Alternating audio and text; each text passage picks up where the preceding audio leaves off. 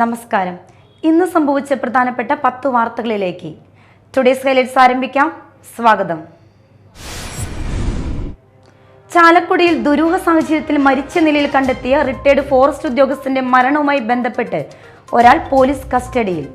അസം സ്വദേശി ബഹ്റുൽ ഇസ്ലാമിനെയാണ് അറസ്റ്റ് ചെയ്തത്. ഇക്കഴിഞ്ഞ തിങ്കളാഴ്ചയാണ് കല്ലേറ്റുങ്ങര ഉള്ളിശ്ശേരി വീട്ടിൽ സെയ്ദിനെ ചാലക്കുടി ബിവറേജ് ഔട്ട്ലെറ്റിന് എതിർവശത്തെ കെട്ടിടത്തിന് മുന്നിൽ മരിച്ച നിലയിൽ കണ്ടത്.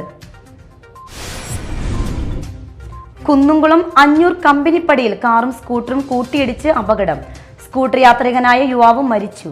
കുന്നുംകുളം കീഴാട്ടൂർ സ്വദേശി സുബിൻ രാജാണ് മരിച്ചത്. ഇന്നലെ രാത്രിയിലായിരുന്നു അപകടം. കുന്നുംകുളം കുറുക്കൻപാറയിൽ നിയന്ത്രണം വിട്ട ബൈക്കിടിച്ച് ദമ്പതികൾ ഉൾപ്പെടെ 3 പേർക്ക് പരിക്കേറ്റു.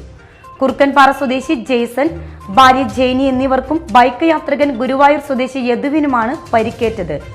മേഖലയിലെ വെളിച്ചക്കുറവ് മൂലമാണ് അപകടമുണ്ടായതെന്ന് നാട്ടുകാർ ആരോപിച്ചു.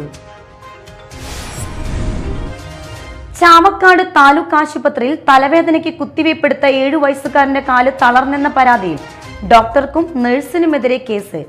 ഡോക്ടറെ 1-ാം പ്രതിയും പുരുഷ നഴ്സിനെ 2-ാം പ്രതിയുമാക്കിയാണ് ചാവക്കാട് പോലീസ് കേസെടുത്തത്. പാളിയൂർ സ്വദേശി മുഹമ്മദ് ഗസാലിയുടെ ഇടതുകാലിനാണ് കുത്തിവയ്പ്പെടുത്തത് മൂലം തളർച്ച ബാധിച്ചത്. സീറോ മലബാർ സഭയെ ഇനി ആര് നയിക്കുമെന്ന വിശ്വാസികൾ ഒന്നടങ്കം ഉറ്റുനോക്കുന്ന തെരഞ്ഞെടുപ്പ് ജനുവരി 8-ന് കാക്കനാട് മൗണ്ട് സെന്റ് തോമസിൽ ആരംഭിക്കുന്ന സഭാ സിനഡിൽ നടക്കും. 13 വരെ നീണ്ടു നിൽക്കുന്ന സിനഡ് സമ്മേളനത്തിനിടയിൽ തെരഞ്ഞെടുപ്പ് നടപടികൾ ആരംഭിക്കും. 65 മെത്രാന്മാരാണ് സീറോ മലബാർ സഭയ്ക്ക് ഉള്ളത്. ചരിത്രപ്രസിദ്ധമായ തുരുത്തൂർ സീനായ് മൗണ്ട് തീർത്ഥ കേന്ദ്രത്തിൽ വിശുദ്ധ തോമസ് ലീഹയുടെ തിരുനാളിന് ഡിസംബർ 16-ന് കൊടികയറും.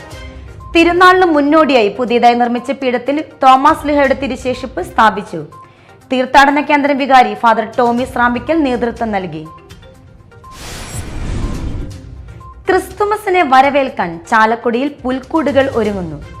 തമിഴ്നാട് കോയമ്പത്തൂർ സ്വദേശിയായ ആനന്ദനാണ് ദേശീയപാത ചാലക്കുടി മുനിസിപ്പൽ ജംഗ്ഷനിൽ പുൽക്കൂടുകൾ വിൽപ്പനയ്ക്കായി ഒരുക്കുന്നത്. ഇരിഞ്ഞാലക്കുട, അന്നമനട തുടങ്ങിയ സമീപ പ്രദേശങ്ങളിൽ നിന്നും മുളയും ബാംബു കോർപ്പറേഷനിൽ നിന്ന് ഈറ്റയും ഉപയോഗിച്ചാണ് ഇവ നിർമ്മിക്കുന്നത്. മതിലകം ഗ്രാമപഞ്ചായത്ത് കൂർക്ക ഗ്രാമം പദ്ധതി പ്രകാരം നടത്തിയ കൂർക്ക കൃഷിക്ക് 100 മേനി വിളവ്. മതിലകം ഗ്രാമപഞ്ചായത്ത് 1-ാം വാർഡിലാണ് കൂർക്ക ഗ്രാമം പദ്ധതിയുടെ ഭാഗമായി നാടൻ കൂർക്ക കൃഷി ചെയ്തത്. തൊഴിലുറപ്പ് പദ്ധതിയിലെ 45-ൽ പരം തൊഴിലാളികളെ പ്രയോജനപ്പെടുത്തിയാണ് കൃഷി ചെയ്തത്.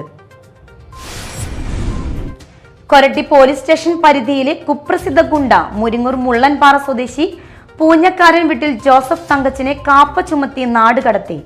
കൊലപാതകം, 2 വധശ്രമ കേസുകൾ, തട്ടിക്കൊണ്ടുപോകൽ തുടങ്ങി 9ഓളം കേസുകളിൽ പ്രതിയാണ്. 6 മാസത്തേക്കാണ് നാട് കടത്തി ഉത്തരവ് പുറപ്പെടുവിച്ചത്. ഡിസംബർ 31 രാത്രിയിൽ സംസ്ഥാനത്തെ എല്ലാ പെട്രോൾ പമ്പുകളും അടച്ചിടാൻ തീരുമാനം.